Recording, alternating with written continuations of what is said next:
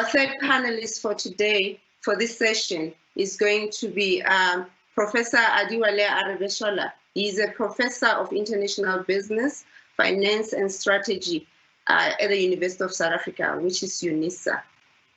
Thank you very much. When we say why was Africa able to weather this storm of COVID-19 very effectively? Of course, we have to look at the history of Africa itself on the resilience of Africa and African people. There have been quite a number of things that have worked so well for Africa. I want to believe that based on the recent research, weather is one of them. Weather has helped Africa a lot. But more importantly, I think we should look at Africa's resilience in this regard in about 4 critical areas. What have Africa been able to do far better than the rest of the world as far as the response to this COVID-19 is concerned? Let's start with medical. What has Africa been able to do medically that is so different from what the rest of the world has done? It is Africa that started the use of homemade face masks. I mean, because we know that a robust response to COVID-19 will require a lot of money, and the supply channel was limited.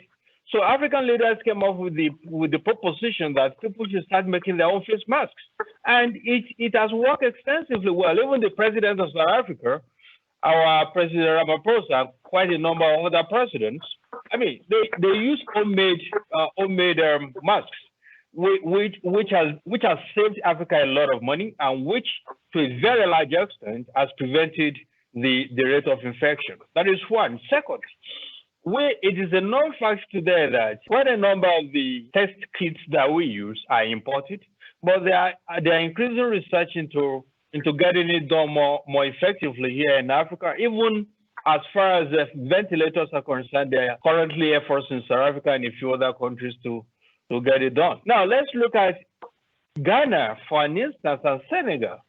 The response of Ghana has been very, very tremendous. I mean, Ghana was the first country in the world to start using drones to collect samples. I mean, it speeded up the process of, testing and analysis and things like that. And another thing is the establishment of satellite testing sites, which Ghana has used to, effectively, and also Senegal has been, a leader in that regard. Now, let's look at the social dynamics of Africa into this COVID thing. The lesson that we learned as Africa from Ebola, which happens to be the first pandemic that will start from Africa. Because when you look at it from the plagues of anthems in 430 BC up to Ebola in 2014, more than 90% of all global pandemics have started in the West, either in Europe or America, and in some cases in South America and Asia as well. But in my own thinking, I think Ebola was the first to be recorded in Africa. They said cholera, yes, but it was not originated in Africa. Polio didn't begin in Africa. It began in the United States in 1916. So Ebola touched Africa, and Africa learned so much from Ebola because Africa was able to establish necessary institutions and instruments to fight any pandemic when it arises. And maybe the early response of Africa to a very large extent has prevented the doomsday that was predicted for Africa, whereby some people even said that they see a lot of deaths in the streets of Africa, and that has not happened, and that is not going to happen. That is one. Two, let's look at social dynamics of Africa's response. Because of the strong leadership that was provided in so very many African countries, what happened, this COVID-19 has been able to strengthen Africa's, spirit of giving, which we call Mbutu in South Africa. More importantly, it has strengthened our social capital. Africans see one another as brothers and sisters that need support, and will be able to do that a lot. And community cohesion has been so strong in that people share information so very easily, and people respect, we respect each other's space. We respect we know what we know how to do it, and we just respect it. And I think that is where strong political leadership that my colleagues have mentioned from Uganda and Liberia as well. Strong political leadership has helped Africa a lot in this fight, in that people now have a kind of renewed trust and belief in the political leadership. And I think this is something that the political leadership has to leverage on. There has been a kind of high expectation from citizens, from their leaders. They just want leaders to lead, and they follow very willingly. Of course, there has been some issues of, legal challenges and things like that, but they have been extensively very isolated. When it comes to economic responses of Africa, there is a kind of, preparedness to do what is right and appropriate. And I think it is important that instead of running to international financial institutions for financial support, this is the opportunity for Africa to really take control of its destiny, galvanize financial support throughout Africa. Look at the amount of donations that are flown within the African community to governments to support and facilitate, these interventions. I mean, I think those are the kind of things that are to, be galvanized and leverage upon going forward. Thank you. Some of the key points that emanated from Prof. Aregbeshola's presentation: the issue of resilience, the issue of the genesis of the disease or the pandemic, where it originates. In this case, obviously, we know that COVID-19 virus did not originate from here in Africa, as per the usual norm. The equipment utilized in a sense, in a form of prevention, and the issue of testing kits as well came out.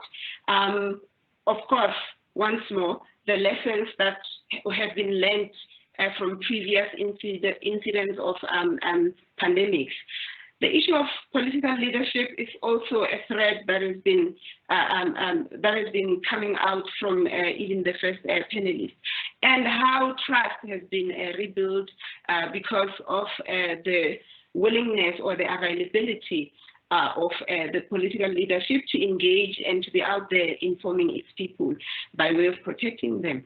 Professor Aregbeshola, the question that I would like you to answer would be the question of how organizations, in the sense of multinationals and private business, have been coming on board and getting involved in this issue of trying to solve or to fight the pandemic. Thank you very much, Sakani. When we discuss multinational corporations, the general belief is that multinational corporations are in Africa to do Africa any good. Of course, as a professor of international business, I know that is not the case. I mean, they are here to do business, and they are here to make money, and they are here to take as much advantage as possible and give us very, very limited back. But anyway, as far as COVID-19 response is concerned, the multinational corporations, to a very large extent, have not been forthcoming, except in a few isolated cases, like in the case of Volkswagen in South Africa. They have decided to build some makeshift hospitals in Port Elizabeth. Except for that, there has not been anything from them. And but that shouldn't be the case. How about the African domestic businesses? Of course, a lot has been done by domestic businesses, and that is what I think government should focus on. Africans would do everything possible to safeguard and to protect Africa and to promote Africa. And that is why you see so very many domestic businesses have come up across Africa. Like Dangote in Nigeria, like our Sundown here in South Africa, and so very many other places across Africa. Domestic business people have come up vehemently to support Africa, and they have galvanized their resources to do that. But less could be said about multinational corporations. Thank you. Thank you so much, Prof.